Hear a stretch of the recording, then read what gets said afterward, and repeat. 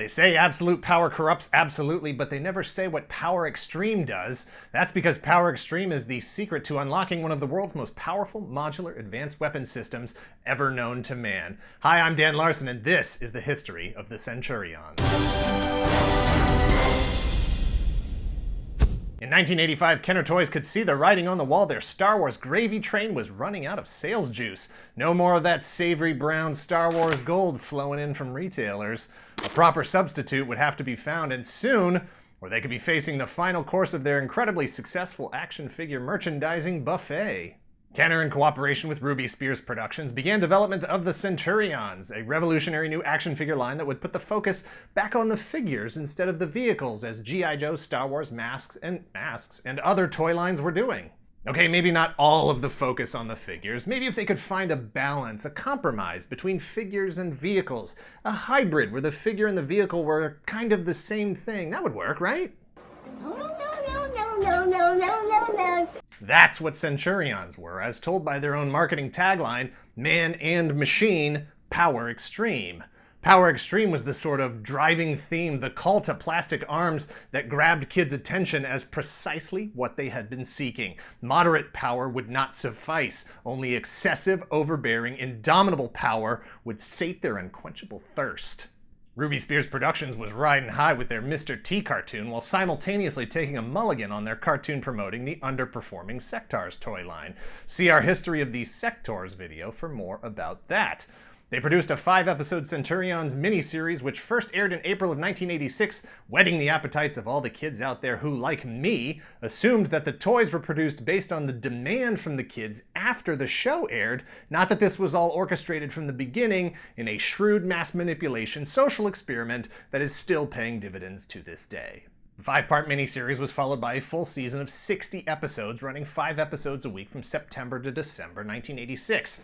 It's a toy line launch recipe that had been well established by Kenner and other toy and cartoon contemporaries.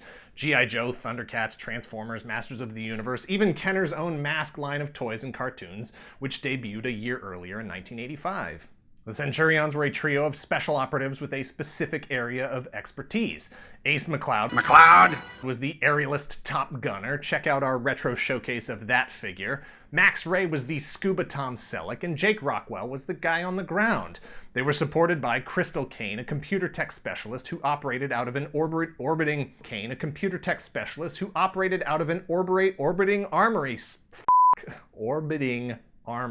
That's a rough one. They were supported by Crystal Kane, a computer tech specialist who operated out of an orbiting armory/teleportation device called Skyvault. Nailed it. She wasn't alone out in space, though. She had an orangutan named Lucy and Jake Rockwell's own dog Shadow to fend off the space madness. Not to mention the ability to watch 200 cable channels and, I assume, get whatever food she wanted delivered to her via the orbiting teleportation device. Here's the thing. Teleportation is possible in this universe, but you do need to have an exoframe suit to facilitate the transfer of organic matter. The device can't just lock onto anyone with or without an exosuit. It would have ended the series a little too quickly if all they had to do was lock onto the bad guys and teleport them to, like, the moon. From Skyvault, Crystal can run tactical recommendations, deploy the appropriate gear, and when necessary, Jake's dog Shadow. But don't worry about Shadow, he's a good dog, smart dog, even has his own exoframe suit complete with missile launchers. A brilliant idea that, for reasons unknown to me, never manifested in the toy line. The Centurions were opposed by the cybernetic Doc Terror, his also cyborg henchman Hacker, and an army of robotic drones. They had a lot of plans for world domination, made several runs at destroying the environment, converting humans into cyborgs, all the best stuff from the Supervillain Tactics Handbook. The real difference between the heroes and the bad guys here is, in reality, some serious near-future speculative sci-fi kind of stuff. The Centurions are all about coexisting with technology, adapting it for functional use for the good of humankind. Technology is there to serve us as a tool. Their exoframes can be removed when the technology is no longer needed. Their core humanity is undisturbed. Doc Terror and Hacker have merged with technology. They are no longer human. Their goal is to remake the world in their image with them as the ultimate controlling authority. Their bodies have become adaptable, their minds programmable, their lives extendable. It forces us to ask how much of their villainy is due to the loss of their organic selves and how much is due to the kind of people they were before they were converted. Were they bad people, or have they simply lost what it means to be human? The action figures were larger than Star Wars, He-Man, and just about everything else on the shelves at the time. Centurions stood 7 inches tall, nearly double a Star Wars guy, and towering over the most powerful toy in the universe, He-Man. They had modular ports all over their exosuits to allow for weapons parts to be snapped on and moved around, added to other sets. The customization options were limitless. The basic figures were packed with each character's signature gear, and then you could supplement their arsenal with as many additional accessory packs as you wanted to, or, as in my case, as few as possible. Thanks, Mom and Dad. You're welcome, Daniel. Most of the sets were futuristic high-tech cyber gear with missiles and jetpacks and machine guns and stuff.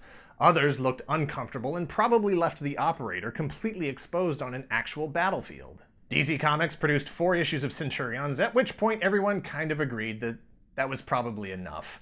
The 4 issues were reprinted by London Editions in the UK, and 6 new issues were produced, at which point everyone kind of agreed that that was probably enough. Centurions didn't miss any angle on the cartoon and toy line rollout. There were video games for the Spectrum and Commodore 64, golden books, sticker books, coloring books, lunchboxes, backpacks. A company called Impulse put out other types of gear like binoculars and watches. Old friends Arco Toys, makers of GoBot's Cap Rifle and Deskbot, did what they do and made a bunch of cheap, forgettable plastic novelties.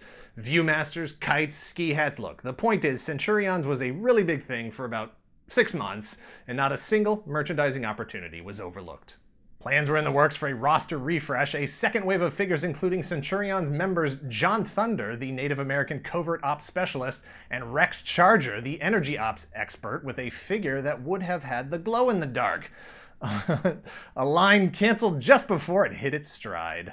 Surely missing out on what would have been the best figures in the line, Kenner had planned for a Cybervore Panther and a Cybervore Shark that would have had interchangeable body parts, but it never reached mass production. They now only exist in my dreams.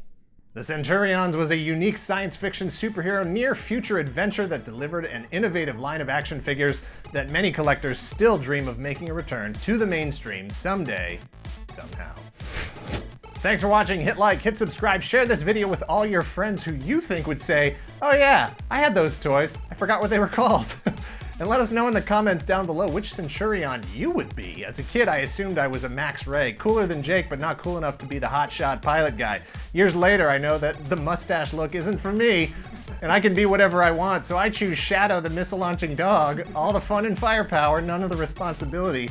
If the mission isn't working out, who are they gonna blame? The dog with the missile launchers? Hey, that dog didn't put those missile launchers on himself. Jeez. God.